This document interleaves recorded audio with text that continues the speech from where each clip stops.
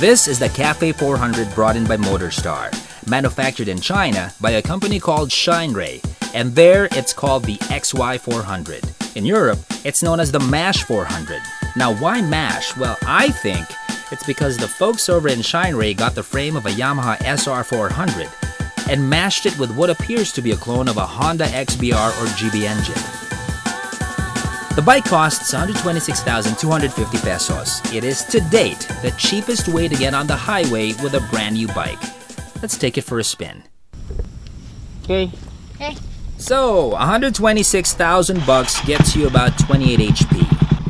Power is not bad for this air-cooled thumper at 400cc. Yes, speed is relative, and it depends with what you are going to compare this to. Me, I'm pretty content with how it takes off. Okay, for acceleration. First gear is meh. You're gonna get the most pizzazz here. Second gear and onwards. Manufacturers claim a top speed of 150 kph. I don't think so. Maybe around 130 kph is more realistic. By the way, that limiter will kick in at about 8,500 RPM. Handling is fine. Bike feels light, very easy to ride, weighing in at about 352 pounds.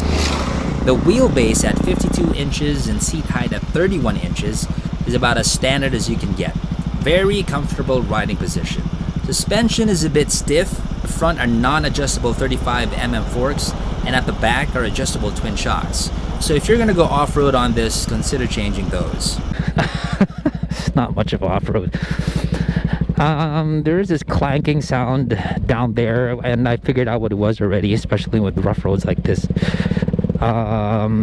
It's basically the chain hitting the chain guard, which is made of metal.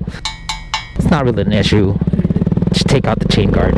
The Cafe 400 has no ABS, no traction control. It's carbureted, so it's just you, the bike, and your wits. Hey guys, anak ng weteng naman talaga. Yoo-hoo! Doing a review here. What was that again? Brakes are single disc in the front and old school drum at the back. How are they? Not too bad actually. Dog crossing. The Cafe 400. Should you buy one? Okay, I know some of you have trust issues when it comes to China-made bikes. It's understandable. In my opinion, they simply do not have the heritage or lineage in manufacturing motorcycles just yet.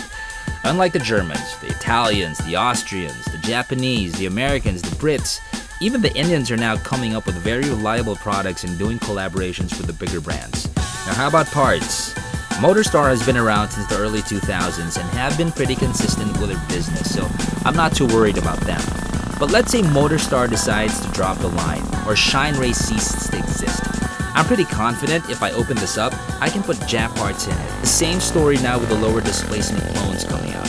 Parts are interchangeable with their Japanese counterparts. Value for money at 126,250 pesos. This bike gets you on the highway, gives you 22 to 24 kpl without the headaches of having to restore an old bike. It looks good, Japanese tech behind it. Sounds like a good deal to me. Will it last though? Now that's a good question.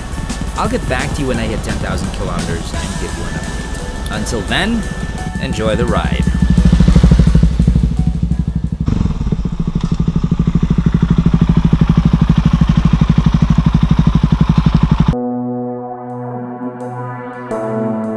These guys again. Bah, bah.